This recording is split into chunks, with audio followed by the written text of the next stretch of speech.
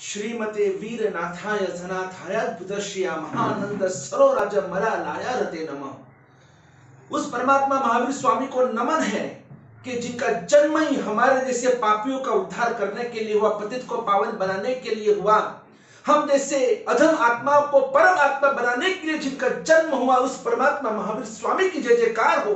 दशे दिशाओं में मेरे प्रभु महावीर, तुम्हारे महावीर, सबके महावीर, पूरे विश्व के महावीर, विश्व सम्राट महावीर, विश्व के उद्धारक महावीर, त्रिष्ठा के नंदन महावीर, सिद्धार्थ के लाल दुलारे महावीर, वो क्षत्रिय कुंड में जन्म लेने वाले वो महावीर, वो गुरु गौतम स्वामी के महावीर, वो चंदना आर्य चंदना के महावीर, वो सैनिक महाराजा के महावीर, वो धन्यशाली भद्र के महावीर, वो सिंह अंगार के महावीर, वो चंड कौशिक के महावीर, वो रोइना चोर के महावीर, जिस महावीर परमात्मा ने हम सभी के ऊपर अनंत अनंत अनंत अनंत उपकार किया है।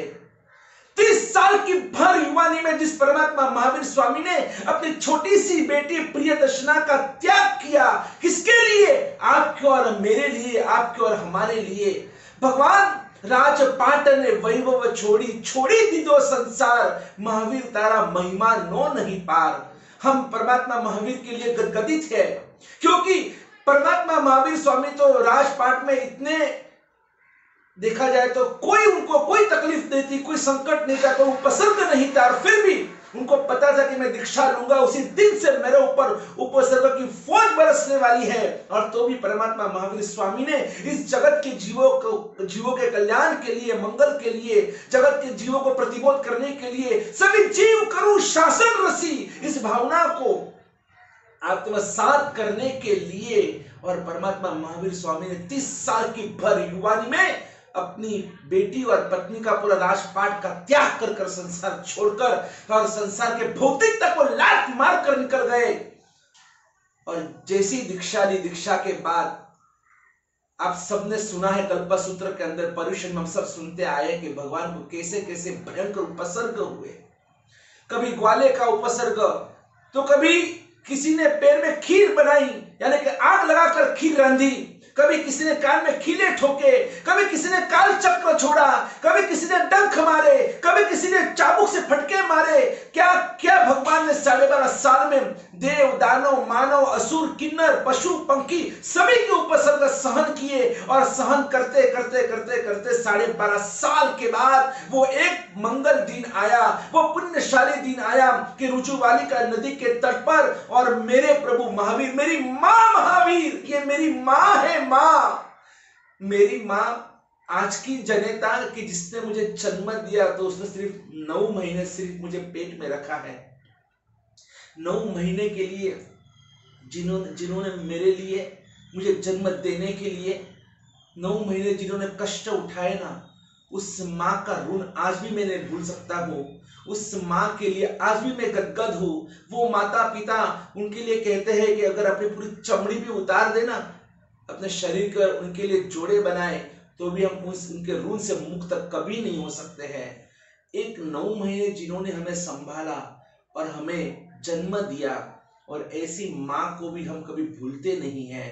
तो जिस प्रभु महावीर ने 9 महीने ने, 9 साल नहीं, 12.5 साल की ये वेदना सहन की, और इस जैन शासन को, एक वीर शासन को जन्म दिया, हमें इस जैन धर्म में जन्म दिया, इस प्रभु महावीर के लिए कुछ नहीं। आज ठीक है, जो भी हम यहाँ पर जितने भी हम इस दुनिया के अंदर महावीर के जितने भक्त हैं ना, मैं ये नहीं कहता हूं कि आप भगवान महावीर को नहीं मानते हैं। भगवान महावीर को मानने वाले दुनिया में बहुत है, और हम सब मानते हैं। लेकिन मेरा सवाल आज ये है कि भगवान महावीर को मानने वाला, क्या भगवान महावीर का मानता है? क्या भगवान को मानने वाला भगवान का मानने को आज तैयार नहीं है? भगवान ने कहा कि आप कोई भी गलत, कभी भी आप गलत सोचो मत, आप गलत बोलो मत, आप गलत करो मत, आप कभी भी आप हिंसा मत करो, चोरी मत करो, झूठ मत बोलो, आप अब्रह्म का सेवन मत करो, आप सदाचारी बनो, आप समाधानी बनो, आप संतोषी बनो, आप परिग्रह का पाप मत करो, क्रोधादि कषायों का, विषयों का, वासनाओं का सेवन मत करो, इससे आपका अनंत संसार बनने वाला है। इतना सब कुछ भगवान ने हमको बार बार कहने के बाद भी आज हम क्या कर रहे हैं? आज हमारी लाइफ क्या है? अरे मुझे तो कभी कभी वो हेमचंद्राचार्य महाराज के वो पंक्तियां याद आती है, क्वा हम पशुरपि पशु मित्रागस तव क्वच। अरे हमसे तो पशु भी अच्छे हैं, हम तो आज इतने नीच बन गए, इतने नीचे उतर चुके हैं कि आज पशु भी हमसे अच्छे हैं। लोग कहते हैं, डार्विन कहता था कि भाई हम तो बंदर में से बने, लेकिन अगर ये बंदर सुने ना कि हम पहले बंदर थे और उसमें से हम मानव बने हैं, आज बंदर भी थूकते हैं हम पर कि हम तो आपसे बहुत अच्छे हैं, हम तो आपसे बहुत अच्छे हैं। वो हनुमान जी ने तो एक लंका जलाई थी, हम तो कितनों की जिंदगी जलाते हैं, हम तो कितने की लंका जलाते हैं। हम कितने पाखंडी हैं हमको पता है, हम कितने दुराचारी वो हमको पता है, हम कितने आतंकवादी वो हमको पता है, हम कितने हिंसक है वो हमको पता है। हम सिर्फ ढोंग कर रहे भगवान महावीर के भक्त बनने के, भगवान राम के भक्त बनने के, भगवान श्री कृष्ण के भक्त बनने के, हम सिर्फ ढोंग कर रहे। बाकी हमारे में इतना पाखंड, इतना आडंबर अंदर में घुस गया है कि हमें खुद को अपने आप को मानव कहलाने में, जैन कहलाने में, श्रावक कहलाने में, साधु कहलाने में लज्जा आनी चाहिए। लज्जा, शर्म आती है हमको अपने आप को ये सब कहलाने में नहीं।